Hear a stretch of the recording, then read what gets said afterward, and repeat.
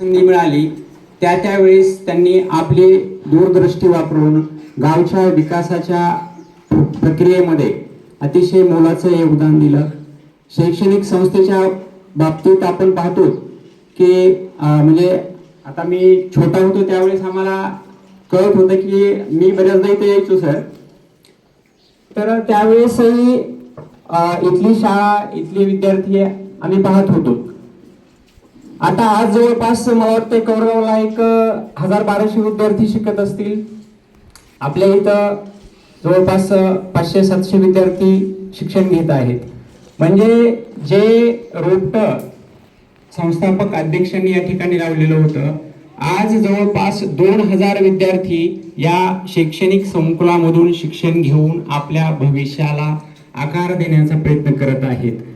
खरं तर ही फार मोठी गोष्ट आहे किंवा ही फार मोठी उपलब्धी आहे आणि म्हणून त्यांच्या या कार्याचा उचित असा गौरव या ठिकाणी झालेला आहे. केवळ प्रशासकीय क्षेत्रातच नाही तर एक माणूस म्हणून जे दातृत्व असतं तेही आम्हाला चांगलंच अनुभवास आहे. विशेषतः आम्ही सुरुवातीच्या काळामध्ये कॉलेजला आल्यानंतर बऱ्याचदा असं व्हायचं की आम्हाला समस्या काही यायच्या. त्यावेळेस आपल्या संस्थेचे सचिव कैलासाची साहेब आज आपल्यामध्ये हयात नाही, परंतु त्यांचा स्वभाव थोडासा करारी होता आणि त्याच्यामुळं आम्हाला त्यांच्या विषयी एक आदरयुक्त भीती असायची. आम्हाला ज्या वेळेस समस्या येतील त्यावेळेस आम्ही सुरुवातीला आमचा सर्व ग्रुप DS सरांकडे आवर्जून जायचो आणि त्यांना समस्या सांगायचो. ज्या वेळेस आम्ही त्यांच्याकडे गेलो त्यावेळेस त्यांनी आमच्या प्रत्येक समस्येवर योग्य तो तोडगा किंवा आमचं समाधान करण्याचं काम केलं. म्हणजे एक कुटुंब प्रमुख म्हणून या संस्थेमध्ये काम करणारे जे कर्मचारी आहेत त्यांना केवळ कर्मचारी म्हणून किंवा परका व्यक्ती म्हणून न पाहता आपल्याच कुटुंबातला एक सदस्य आहे या पद्धतीनं ही जाणीव ठेवून त्यांनी सरांनी आम्हाला वापरून दिलेली आहे. आणि त्याच्यामुळं आज आम्ही एक प्रकारे या ठिकाणी काम करतो म्हणजे एक कुटुंबामध्ये किंवा कुटुंबामध्ये आपल्या सदस्यांसोबत काम करतो आहोत अशी भावना ठेवून या ठिकाणी आम्ही योगदान किंवा काम करत आहोत. म्हणून या ठिकाणी सरांना मी आम्हा सर्वांच्या वतीने आपल्या या सन्मानाबद्दल आपला अभिनंदन करतो आणि पुढल्या वाटचालीसाठी आम्हा सर्वांच्या वतीनेही खूप साऱ्या शुभेच्छा देतो. यानंतर या कार्यक्रमाचं अध्यक्षीय समारोप करण्यासाठी मी आपल्या या आचार्य अरुण पवार सर यांना विनंती करतो की आपण या ठिकाणी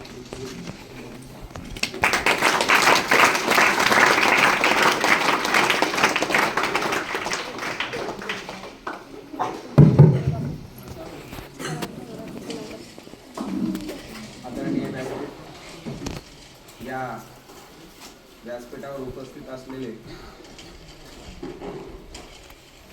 आपल्या संस्थेचे अध्यक्ष, त्याचबरोबर या कार्यक्रमासाठी आवर्जून उपस्थित असलेले आपल्या संस्थेचे ज्येष्ठ संचालक, आपले मार्गदर्शक, शाळेत मुख्याध्यापक म्हणून रिटायरमेंट झाले आणि आज दैनिक लोकमतच्या वतीनं जो सन्मानित करण्यात आला तो बहुमान आपल्या संस्थेला मिळाला ती अतिशय आनंदाची बाब आहे.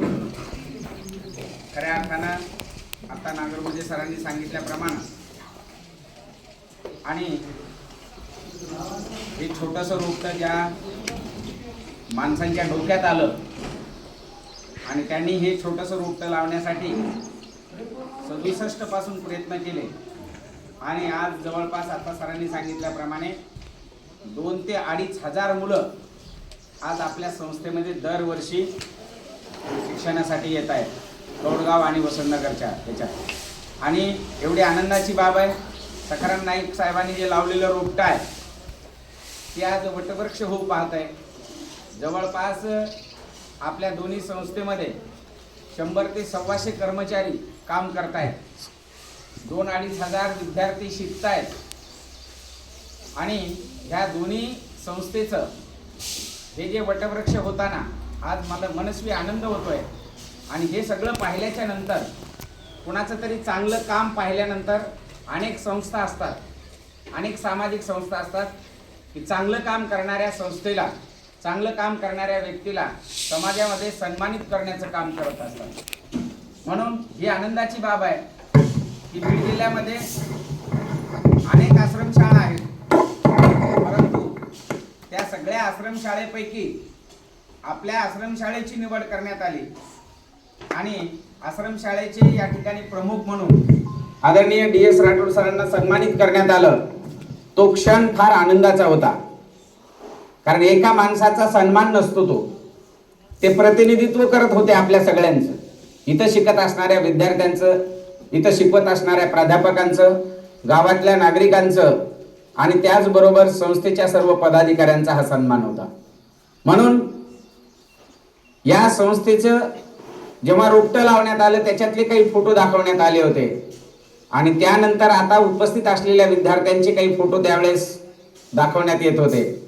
आणि संबंध मराठवाडा विभागातून जेव्हा हे सगळे सन्मानित व्यक्तिमत्व त्या ठिकाणी उपस्थित होते, त्यामध्ये बीड जिल्ह्याचं भूमिपुत्र आणि कार्यसम्राट म्हणून जो सन्मान करण्यात आला, तो संस्थेचा आपला पहिला सन्मान आहे, जिल्ह्यातला सगळ्यात पहिला.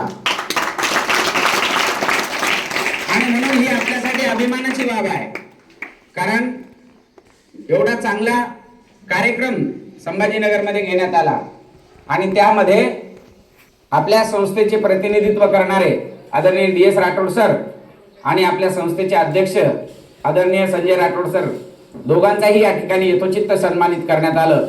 ही एक गौरवाची बाब आहे. म्हणून सगळ्या कर्मचाऱ्यांनी आपल्या शाळेमध्येही या ठिकाणी सन्मानाचा कार्यक्रम झाला पाहिजे, परंतु पाठीमागच्या 1-2 दिवसामध्ये ते आपण ठरवून आज तो नियोजित कार्यक्रम या ठिकाणी संपन्न केलेला आहे.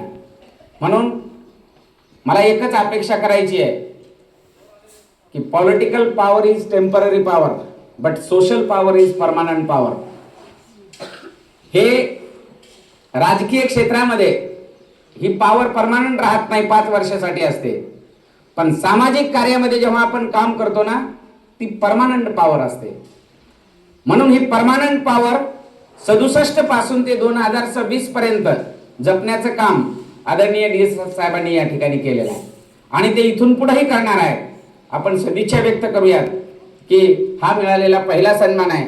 येणाऱ्या काळात आपल्या संस्थेच्या माध्यमातून तुम्ही जे जे आदेशित कराल तशा प्रकारे चांगलं काम करण्याचा आम्ही सगळ्यांनी प्रयत्न करू आणि आपल्या संस्थेचा, इथल्या विद्यार्थ्याचा, इथल्या कर्मचाऱ्याचा असाच गवगवा करत असताना आणखी आपल्याला या संस्थेच्या प्रतिनिधित्व म्हणून तुम्हाला मोठमोठे पुरस्कार मिळो ही ईश्वर चरणी आम्ही सगळ्यांनी प्रार्थना करतो. आणि या शिकत असणाऱ्या विद्यार्थ्यांनाही याचा लाभ अधिक प्रमाणात कसा होईल यासाठी आम्ही सगळे शिक्षक कर्मचारी प्रयत्नशील राहू अशी ग्वाही देतो आणि मी थांबतो.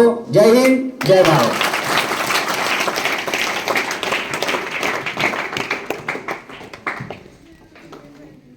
धन्यवाद सर. यानंतर KM गित्ते सर यांना विनंती करतो की आजच्या या कार्यक्रमाचा आभार प्रदर्शन व्यक्त करावं.